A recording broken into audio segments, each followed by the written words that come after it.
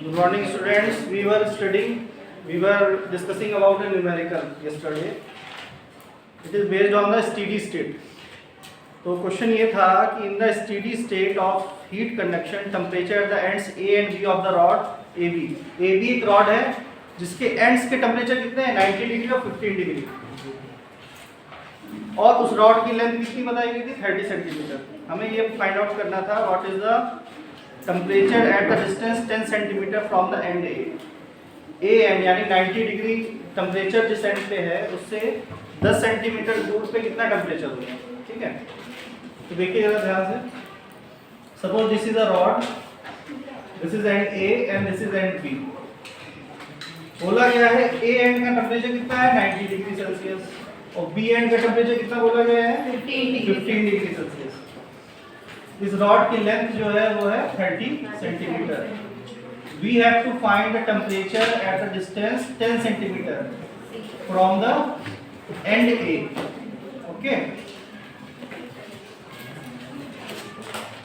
तो देखिए मैंने आपको बताया था स्टेडी स्टेट में, पहले बताइए स्टेडी स्टेट होता क्या है।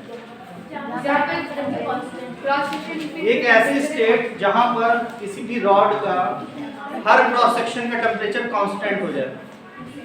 क्या भी कह सकते हो, क्रॉस सेक्शनल जितने भी क्रॉस सेक्शन है रॉड के वो आइसोथर्मल सरफेसेस की तरह बिहेव करने लगे। आइसोथर्मल का मतलब होता है कांस्टेंट टेम्परेचर। ठीक है, आइसोथर्मल मींस कांस्टेंट टेम्परेचर। तो क्योंकि अब स्टेडी स्टेट में हमें सॉल्व करना है तो इस वाले क्रॉस सेक्शन का इस वाले क्रॉस सेक्शन में कोई भी क्रॉस सेक्शन आप पकड़ लीजिए, उसमें क्या होगा उसका कांस्टेंट टेम्परेचर हो जाएगा। कांस्टेंट का मतलब ये बिल्कुल नहीं होता है कि इस वाले एंड का टेम्परेचर इसके बराबर हो जाए, ये नहीं है मतलब। इसका मतलब ये होता है कि किसी भी क्रॉस सेक्शन का जितना मैक्सिमम टेम्परेचर हो सकता था वो हो जाएगा, मैक्सिमम रीच हो जाएगा। अब वो सैचुरेशन पे पहुंच गया, अब ज्यादा बढ़ेगा नहीं, इससे ज्यादा बढ़ने वाला नहीं है टेम्परेचर। जितना हॉट एंड के पास में रहेंगे, यानी जो जो क्रॉस सेक्शन हॉट एंड के पास में होता है उसका टेम्परेचर ज्यादा होता है। जैसे आप अवे जाएंगे हॉट एंड से टेम्परेचर कम होता जाएगा, ये कॉमन सेंस वाली बात है। ठीक है, तो हमें 10 सेंटीमीटर दूर जो एंड है या फिर क्रॉस सेक्शन है उस पे हमें टेम्परेचर निकालना है। Suppose this is point C point पे टेम्परेचर निकालना है। अच्छा, स्टेडी स्टेट में rate of flow of heat constant हो जाता है कि नहीं होता है? तो आपको मैंने rate of flow of heat का एक फॉर्मूला बताया था। क्या होता है फॉर्मूला? पहले देखिए क्यू का क्या फॉर्मूला होता है। क्यू मतलब amount of heat flowing through a particular cross section. क्या होता है K multiply by A delta T। Delta T का मतलब change in temperature upon x into time, where K is the coefficient of thermal conductivity. दिया नहीं है यहाँ पे कुछ भी, K की वैल्यू भी नहीं दी है ना A की वैल्यू दी है। K क्या होता है कांस्टेंट होता है, तो ना भी दिया हो तो चल जाएगा, हो जाएगा क्वेश्चन। A का मतलब क्या होता है area cross section of the cross section of the rod. Delta T का मतलब किसी भी दो एंड है, जो भी दो एंड आपने लिए है उसके बीच में जो टेम्परेचर डिफरेंस होगा वो होगा। X का मतलब होता है जो भी दो एंड आप दो फेसेस लिए हैं उनके बीच की दूरी, और T का मतलब किसी पर्टिकुलर टाइम में। तो यहाँ पे Q अपॉन T क्या होता है rate of flow of heat. तो rate of flow of heat का फॉर्मूला क्या होता है K A delta T upon X। Steady state में rate of flow of heat क्या होता है कांस्टेंट होता है। कहने का मतलब A से C जो हमने सपोज दो ले रहे हैं क्रॉस सेक्शन, A और C ले लेंगे और क्या ले लेंगे A और B ले लेंगे। वैसे तो कोई भी दो ले सकते हो, लेकिन लिए वो जाते हैं क्रॉस सेक्शन इनकी वैल्यूज हमें पता हो। ठीक है, अब जैसे हम लोग सपोज ये वाला क्रॉस सेक्शन और या ये दो क्रॉस सेक्शन का सेट भी ले सकते हैं और इन दोनों का भी ले सकते हैं, कोई भी दो ले सकते हो, आंसर वही आएगा। ठीक है, तो rate of flow of heat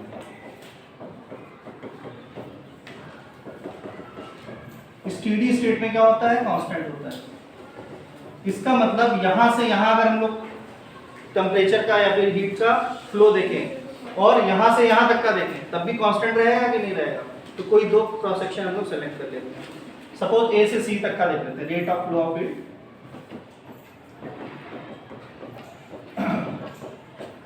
heat between A and C वो किसके बराबर होना चाहिए rate of flow of heat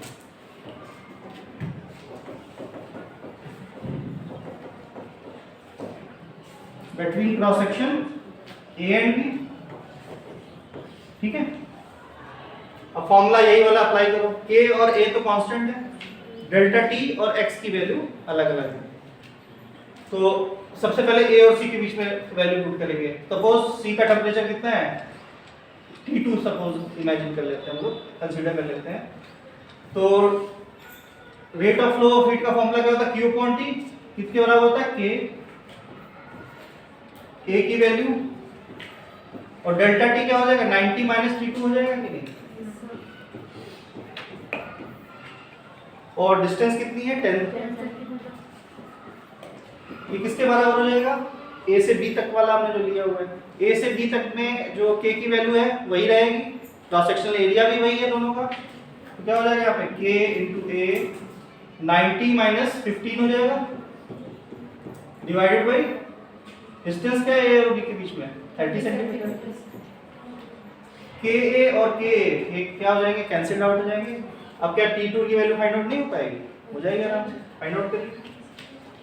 तो 90 minus T2 upon 1, 90 minus 15 upon 3, cross multiply करिए, तो 3 multiply by 90 minus T2 will be equal to 90 minus 15, ये कितना हो जाएगा 270 minus T2 3T2 equal to, ये कितना हो जाएगा बताइए 75।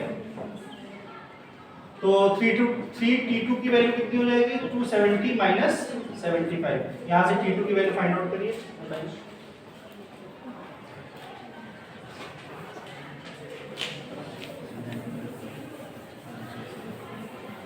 What is the value of T2?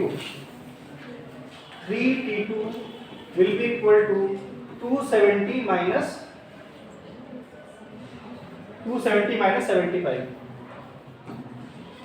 बताइए value.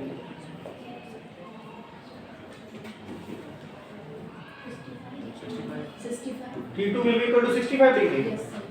That means the temperature of this C end, that is 10 centimeter from the 90 degree face, उसका टेम्परेचर कितना हो जाएगा 65। अब जरा गौर से देखिए, 90 हो गया, इधर क्या होगा 65 हो गया, फिर क्या होगा 15 डिग्री सेल्सियस हो गया। टेम्परेचर कम होता जा रहा है कि नहीं होता जा रहा है, अगर आप यहाँ पे निकालोगे थोड़ा और कम आएगा, ठीक है। तो आपको याद ये रखना है, स्टेडी स्टेट में rate of flow of heat किसी भी क्रॉस सेक्शन के क्रॉस क्या रहेगा, कांस्टेंट ही रहेगा। Note down.